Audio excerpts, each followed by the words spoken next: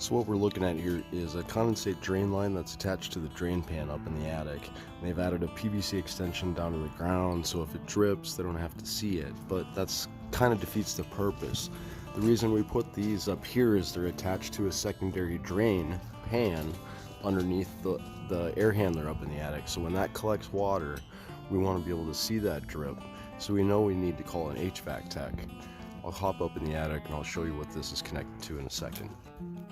So here are the PVC drain lines for the condensate up in the attic for the air handler. Now this is a heat pump, so this is just strictly an air handler up in the attic. Now this first PVC pipe is where most of your condensate is going to come out of. The system is going to separate it.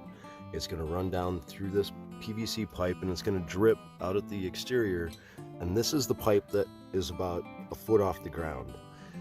Now the secondary drain pipe is connected to the pan. So if this backs up, this pan will catch the water and then it should make its way through this drain pipe and it'll go out, and that's the drain pipe that stands way up by the roof surface. So if you see water coming out of this drain pipe, which is the one with the long extension on it outside, that means you have an issue. That's why we leave this open on the exterior. So once water starts building up in here, we can get somebody up here to come clean it out.